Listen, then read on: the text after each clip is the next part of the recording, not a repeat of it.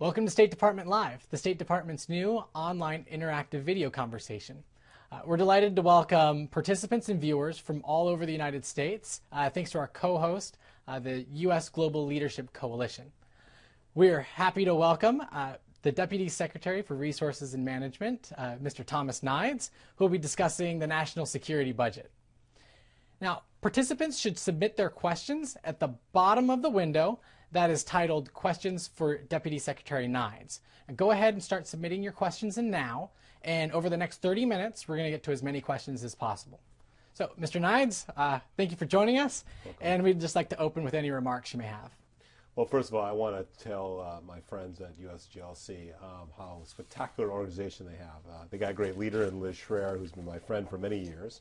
But the work that they do is spectacular. It's probably one of the few organizations that combines both businesses, NGOs, the variety of military, ex-military officials together to do one thing, which is to talk about the importance of our national security budget, in particular the help that state and USAID does every day to help both American people here, help them with their jobs, but more importantly, the thought about the importance of national security on their daily lives. So I thank my friends at USGLC and thank my friend Liz and her whole group of people who are able to put an event on like this. So thank you.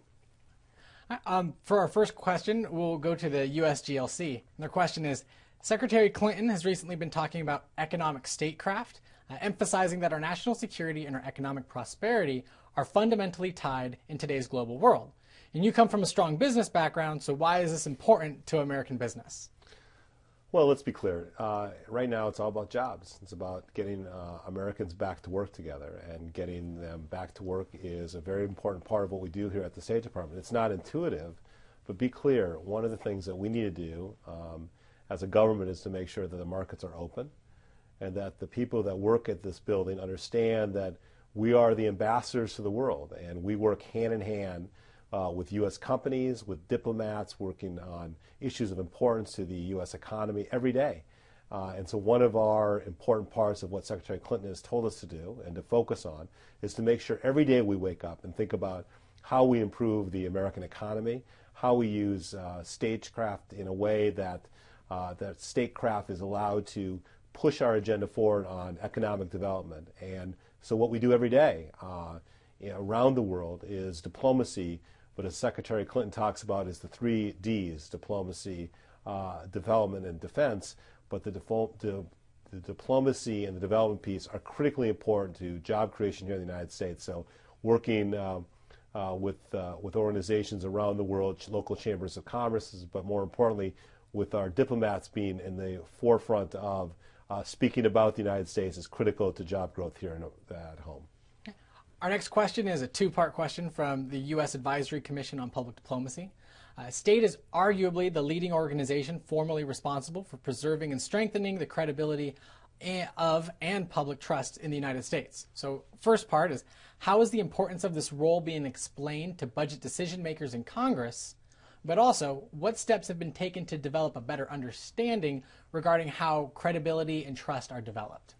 Well, first of all, it's a very good question. The most important thing is for people to understand, with just 1% of the budget, 1% of the federal budget, we pay for everything we do at the State Department and USAID, for all of our diplomats, for all of our foreign assistants, for all of our global health programs, for everything we do on climate change, so what we do to help women and girls.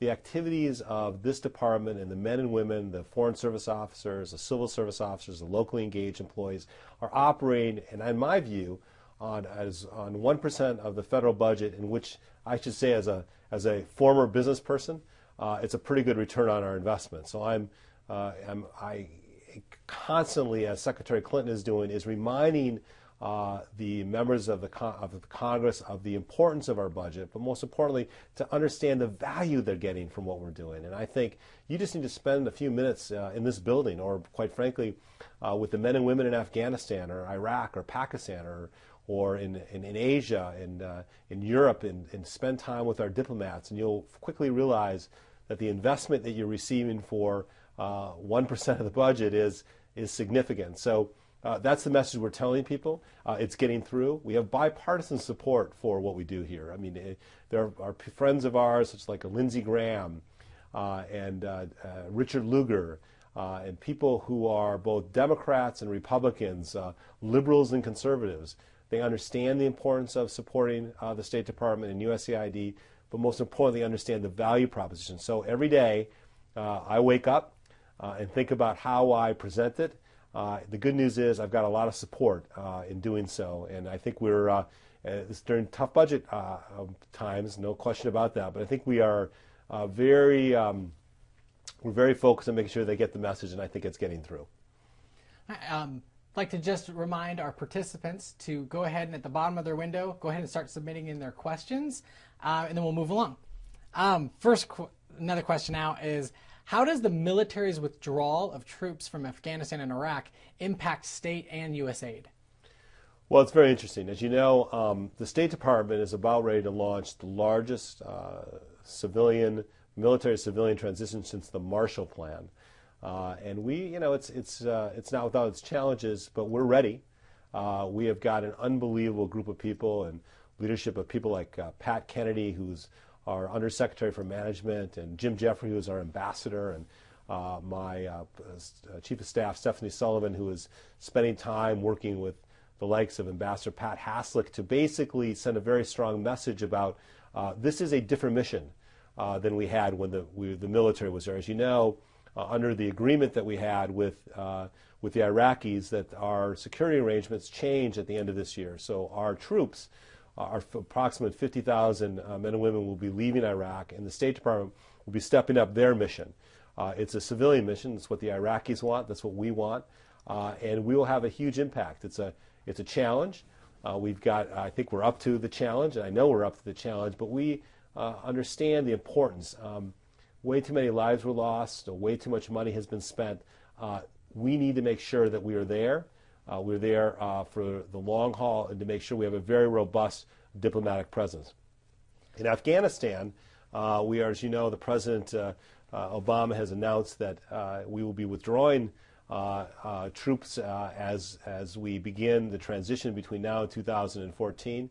He announced that approximately 30,000 troops will be leaving in a period of time. And we again will be moving to a more traditional transition in Afghanistan over the next couple of years. The State Department is up to the task. The men and women of this institution are phenomenal. They understand the objective, and they will succeed in their mission. We'd also like to remind those who are watching us, invited by the USGLC, you can also follow this conversation and stay in touch with us via Twitter at StateDep. And you can also engage with us on Twitter at EngageState. So, Mr. Nides, moving on a similar vein, why should we spend so much in other countries when our own economy is suffering? Listen, I think it's, first and foremost, I think we all understand how the American people are hurting. And I think there's no question our priorities need to be very clear and very articulated. Our most important priority for the United States is to get the Americans back to work. 9.5% unemployment is very difficult. A lot of people are hurting. But we have to make sure our priorities are set, and we have to make sure we articulate to folks that it is in our national security interest to continue supporting lots of efforts around the world. It's not just about doing this because we want to, it's because we need to. The fact of the matter is that we need to be engaged in the world. As we understand, there's between what we do on the economic piece, which I talked about earlier, how we open markets and allow for people to get jobs overseas, for us to sell our goods overseas. It takes diplomacy. It takes work. It takes us working with our colleagues in the Commerce Department, the Treasury Department. But that's a very important part of getting Americans back to work. But it's equally as important is in our own national security interests, what we do in places around the world, in Africa and places in the Middle East where we're focused on transition. It makes our country safer. I'd like to hearken back to what our friend the former Secretary of Defense, Mr. Gates, would said, is for every dollar that we spend on diplomacy, we save $5 with boots on the ground. That's a great investment. But I am sympathetic and certainly have an enormous amount of concern to getting our economy here in the United States back on its feet. But it's part and parcel of that is to make sure that we have the opportunities abroad to provide our open windows for manufacturing and technology and things that we are quite good at, and making sure we have the markets that are open to receive those goods. And for our participants, if you may be experiencing some audio difficulties, go ahead and just submit your questions in the chat box at the bottom, and at the end, after we conclude, we'll provide the link to the full video. Later on, it'll be on YouTube and also on our website, state.gov. Mr. Nides, we have another question from Barbara Nemkova, and she asks, since foreign aid is viewed as an effort to combat the root causes of extremism, why isn't continuing aid more cost-effective and efficient in the long run than cutting it? I couldn't ask that question better myself. I think that's the argument we're making. I mean, listen, we have to be smart about this. I mean, the State Department in last year in 2011 took about a 13% haircut from what we asked for. So we understand we have to give, and I think Secretary Clinton's been very clear. One of the reasons she started the first ever QDDR, the Quadrennial Review, was to see how we could do things better, faster, and smarter. Most people don't do those things unless there's a problem. She decided to be proactive and get involved in a reform effort before she was asked to do that. So we understand that we need to make sure that every dollar that we spend is used effectively. And we completely agree with the question, which is, are these effective use of dollars? And I would say arguably without question. The monies that we spend on everything from Feed the Future to our Global Health Initiative, our PEPFAR programs, the things that we do in helping anything from what we do in Africa to what we do in Tunisia, we do in Egypt. The world is changing. We have a limited amount of resources, but I fundamentally believe, as again, someone who's spent plenty of time in business, to understand it's all about the return of the investment, what ROI. And I fundamentally believe that the return on the investment for the State Department is a double-digit return.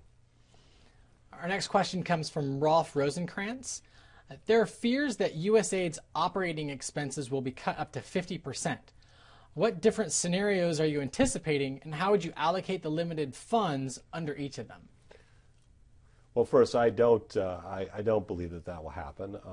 The USAID, under the spectacular leadership of Raj Shah, has done a very good job of articulating every day what we do. I mean, between the famine in Africa to flood relief in Haiti to floods in Pakistan, the USAID is all over the world doing things for children's health, issues around PEPFAR and Feed the Future, and programs all over the world, from educational programs to health programs. They're bringing enormous value. I don't believe that the Congress will cut their budget by that amount. But make no mistake, they will need to do more with less. But we are fundamentally believe that this is a bipartisan commitment to support USAID and the State Department. And we have a lot of great friends on the Hill. In fact, last week we had a vote in the U.S. Senate where there was overwhelming support to avoid massive cuts to the State Department budget, both Democrats and Republicans. Almost 75 members of the Senate voted no on something that would have been fairly draconian for cuts in the department. So we are going to have, there will be cuts, and we have to contribute like everyone else contributes, but I think, as they like to say, cooler heads will prevail, and we will have the resources to provide the needed things for not only the countries in which we serve, but for the national security of the United States. For our next question, what are some concrete examples of countries that have graduated, so to speak, from receiving foreign assistance from the U.S.? Probably the best example of someone who has graduated is Korea. South Korea was a recipient of aid for a long time. They no longer are. In fact, arguably, they're probably at the top of the list. As you know, we're in the middle of finalizing a free trade agreement. We have a state visit coming in 10 days. and they're a great example. And you see this all over the world. Foreign assistance is not, no country wants to be a recipient of foreign assistance forever. And quite frankly, the foreign assistance dollars is only a very small part of what we do for these countries. The diplomacy piece, quite frankly, is more important in some cases than the actual dollars spent. Having our diplomats on the ground, working with these countries on rule of law, on democracy building, on conflict resolution, on creating financial systems. That's the things that are important in these countries, and that's what we do most days and most nights. We have another question from Barbara Nemkova with the Maternal and Child Health Integrated Program. And she asks, do you think government aid agencies should do a better job explaining to the public that what they're doing helps Americans too, not only the people overseas? It's a very good question, and absolutely. I think we talked about that a little bit earlier. When people are hurting here, in which people are, they need to understand that every dollar that we spent is being spent well. And I make a commitment on behalf of Secretary Clinton and all the men and women at the State Department. And again, there's some fantastic people in this building. They wake up every day wanting to do what's right for the American people and what's right for the United States of America. So I think we have to remind people that with just less than 1% or 1% of the federal budget, we are providing unbelievable value, both on health issues, with global health, which you just talked about, but everything from Feed the Future to helping peace processes, to helping people in floods, but more importantly, helping the country become more secure. This is about our national security. It is about an integrated national security budget, which we've been really working on and focusing on to make sure that people understand that part of our defense is also part of a very robust, very important diplomacy efforts, and that's what we are doing every day. Pat Coolish from the World View, she asks, how will cuts affect hiring for the Foreign Service and Civil Service, both at state and at USAID? Well, that's a great question. Secretary Clinton made a commitment when she got here to increase the Foreign Service officers by about 25% and also to increase the Civil Service officers by about 17%. Those are what we call stretch goals, and she's fulfilling that to date. We're at about 20% for 2011 and about close to that, or 17% for the Civil Service. We'd hope we get to 25 by the end of next year. We may make it, we may not make it, depending on how the budget goes, but the commitment is there to basically, and has been, to dramatically increase the Foreign Service. I think it's very important to understand that Secretary Rice, Condoleezza Rice, also deserves credit for this. She started the increase in hiring when we came in. The Secretary Clinton built upon that, made a double-down commitment to do it. But we're also very cognizant of the fact that we have very strong budget wins in front of us, so we have to be smart about it. But we are deeply committed to increase the Foreign Service and the Civil Service, to provide them the opportunities, the training, the education they need to succeed at their job. But it's interesting, every day I am amazed by the quality of people in this building and quality of people that I meet all over the world. And I think by adding more Foreign Service and Civil Service officers, we're able to use the best asset that we have, which is our diplomacy. Our ability to put people on the ground, to work with these countries every day, is the value proposition that we bring. No one else has it. No one else can do it. We can do it, and we do it with very superb execution. And it's an honor to be part of that. We'd like to remind our participants and viewers that they can follow us on Twitter @StateDep, and also they can follow us on @EngageState. So moving on, we have another question from the Advisory Commission on Public Diplomacy. In your opinion, how much of the cuts are the result of a lack of knowledge about or appreciation of the activities of the State Department? Listen, I think everyone's well-meaning. I think when people are obviously concerned about the economy, people always look at how the U.S. government is spending their money, and they should. It's my money, it's your money, it's everyone's money, and so I'm under no illusions that we have to prove to people every day. The one thing I can tell you is we wake up every day making sure that every dollar we spend is well spent. Secretary Clinton is fixated on making sure that we do things better, faster, and smarter. And so I think there is, I wouldn't say a lack of knowledge, but it's an interesting statistic. There was a poll recently done that most Americans think we spend between 20 and 25% of the federal budget on state and USAID. I only wish it to be true. It's not. As you know, it's 1% of the federal budget is spent. And again, as I've said many, many times, it's a great return on the investment. I have another question. We have a question from Didier Trin, who's with Modernizing Foreign Assistance Network. And they ask, if you could name 3 ways in which state and USAID are ensuring that foreign assistance dollars are spent wisely, what would they be? Well, first, as you know, we started an initiative a year ago called the QDDR. The QDDR actually has 19 separate work streams, and many of those work streams are about doing things more efficiently, better, faster, smarter. USAID themselves had a USAID Forward, which was their commitment to doing things in a better, more, in a smarter, faster way. It was their opportunity to be a reform effort. The Secretary Clinton has talked about 21st century diplomacy. The QDDR effort was all about 21st century diplomacy. How do we think about things in a different way? How do we communicate in a different way? How do we organize ourselves in a different way? Doing all of that has helped us think about the world in a new way, in a 21st century way. We call it smart power, but we call it doing things in a non-traditional way, and I think we have been very successful in doing that. So I'm very pleased by the efforts of the QDDR and the leadership that people have taken on. Reform's not always easy, change is not always easy, but this institution has embraced it in a way that I think would make most taxpayers feel quite proud. Our next question asks, I understand that state is now deemed a part of the national security budget. How does state work with other national security agencies?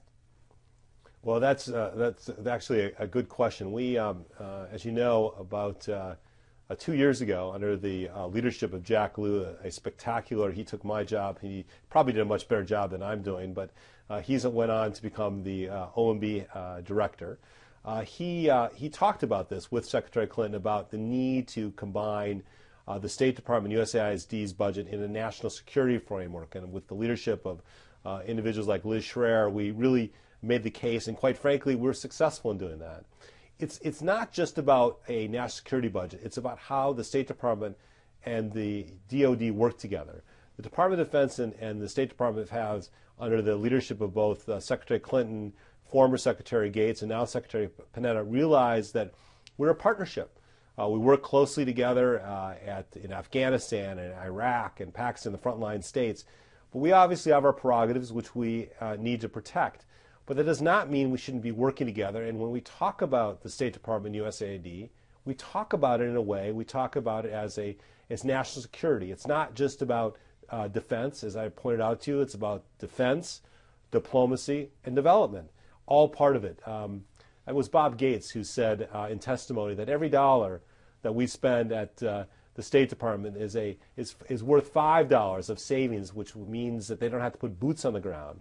We see that every day, and so the reality of this is that the national security budget is something that has evolved because the relationship has evolved, and we will be working closely with our friends at the Defense Department and the other national security agencies to make sure that we get our adequate resources.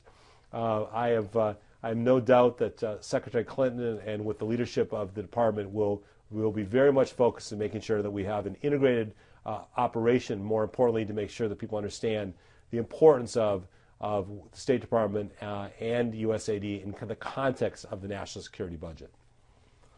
Looking at U.S. assistance, what will be the impact of reductions to global health funding?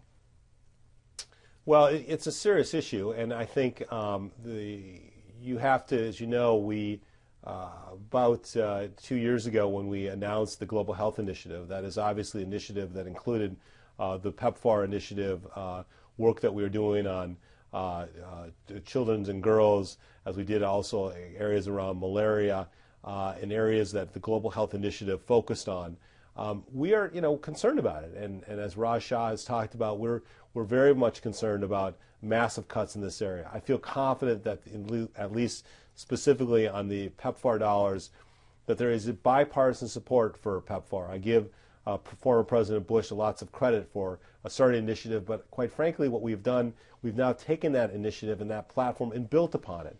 The platform is spectacular, and it's important to use that platform to help on the areas of malaria and TB, and to making sure that we take the energies and the work that's been done on PEPFAR with people like Dr. Gooseby, who is a spectacular physician who's run the PEPFAR program, and he understands that we need the funds to basically not only continue to fight AIDS, but more importantly to use the platform to help us work on other issues around global health that can change dramatically the population and the health of the population, but also make sure that our national security interests are very much in play.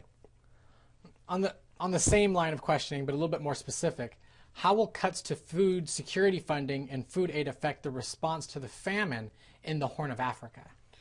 Well, I'm concerned about it. I think we will have, and we have the funds currently to do what we need to do. And as you know, we've given probably about $600 million already for this particular crisis. But make no mistake, we need to be funded. We need to have the resources. These crises come up, and it's not just about what the next crisis is. It's about working with these countries on their own food production, helping them think about how they better manage their agriculture productivity. Conflicts are started because of food and resources. People need to be fed. And make no mistake, people who don't have food have very difficult time, not obviously surviving, but how they work against their governments and what they end up doing. People who are desperate do all sorts of desperate things, and are important for us to understand. We're not doing food programs for just because we want to be great, humanitarians. That's great, but that's not what we're necessarily all about. We're all about our national security. It's about protecting these countries, protecting the people, making sure they understand they have the tools they need to do the things they need to make sure that they have the ability to not only feed themselves, but feed themselves in the future. Now, looking at cuts, how could these cuts potentially impact the State Department's activities with regards to countries that are a part of the Arab awakening? Well, listen, I of all times, this is not the time to play, as I like to play small ball. I mean, we have obviously opportunities in places like Tunisia and Egypt, and areas where we are very much in focus on, areas in Libya and places where we need to be making sure that we're thinking about this in a big way. We've never had something like this happen. In hundreds of years, what's happened in the Middle East, it's transformed, and we aren't sure exactly how it'll all play out over the long haul. But one thing I understand is that we need to be there. We need to be there with our intelligence. We need to be there with our diplomats. We need to be there with our financial help. It's not just about writing checks, because we can't do that. We can do enough. We need to be there for loan guarantees and things that these countries need, areas where we look at different opportunities like enterprise funds, where it allows private sector to work with the public sector to develop opportunities. It is an opportunity that we cannot let go by. So we believe that the Congress will be smart about it, because they understand as we do that this is a once in 100-year opportunity, and we are focused on making sure that what's happened in the Middle East for generations to come, that our kids benefit from the decisions we make today. And I think we're on the road to it. We've done an enormous amount of good, but this is a critical time as these countries are now moving to democracy. They need our help, and we will be there with the help of the Congress and with the help of some very smart diplomats. Another question from the USGLC. If you're not successful in getting the resources you need, what will be the impact on U.S. national security interests a year from now? Well, that's a good question. I think the reality is that this is about the future. This is not about writing a check today or or opening up a new embassy in Tripoli, or what are we going to do in Tunisia. It's about the future. It's about our kids' future. It's about our national security. This is not about, Secretary Clinton or President Obama. This is about the future. This is about 10 years. We're making an investment for 10 years, 20 years, maybe 30 years of what we're doing now. What happens in these countries will be, we have no idea the benefits this will have. So, obviously we're very much focused on making sure that we articulate the vision of what we need to do. And what the good news is, I think most people understand that. Even though people are concerned, if they believe that you're spending the money the appropriate way, that they believe that it's in our national security interest, if they believe that the leadership gets it, I think we'll have the resources we need to do what we need to do. Okay, and another question. What is the current state of play for state/USAID budget on Capitol Hill? And what will you be watching over the next few weeks? Well, that's a very good question. We, as you know, or you may not know, the House of Representatives came out with a bill that dramatically cut our request. I think the bill was at about $39 billion. The Senate came out with a bill which was closer to $44 billion. Again, a substantial cut from our request. My hope is that the House and Senate will get together and will be $44 billion. It is, I think there's a lot of good intentions. We have a lot of good friends who are working on our behalf. And I think, as I mentioned earlier, the Senate just 2 weeks ago had a vote that showed that there is massive bipartisan support to support the State Department and USAID. And I think my view is that the parties will come together. We have friends like Chairwoman Kay Granger, who is the new chairwoman of our Appropriations Committee, working with Anita Lowy, who is the ranking member, with Lindsey Graham, and we have people who are committed to doing the right thing. And I am convinced that with the support of people who are watching or seeing this on their computer, will understand the importance of it and will articulate that to whoever they may want to articulate it to, about the importance of the State Department and USAID to our national security. Well, before we wrap up, I'd like to give you the opportunity if you have any closing remarks that you may have for our participants and our viewers. Well, first of all, thank you all very much for watching or listening or tweeting or doing whatever you might be doing. I appreciate all my friends at USGLC who have been at the forefront of this battle for a long time, and my friend Liz Schreier, who's been focused on the issues about bringing the right message, because this is about message and about importance of making people understand that this is not about just doing good for good. This is about our national security. It's about making sure that people understand there's the support between the U.S. military, the NGO community, the health community. The fact of the matter is the business community understands the importance of what we do about jobs in America and how we open up markets for them and how we give them opportunities. So although we're very conscious at the State Department every day about how the role we play here, the men and women at the State Department get it. They wake up every day. Many put their lives on the line every day.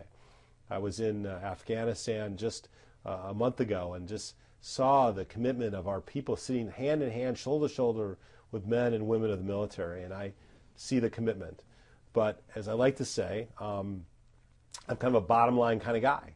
I think most people would agree that with 1%, just 1% of our federal budget, you get your money's worth.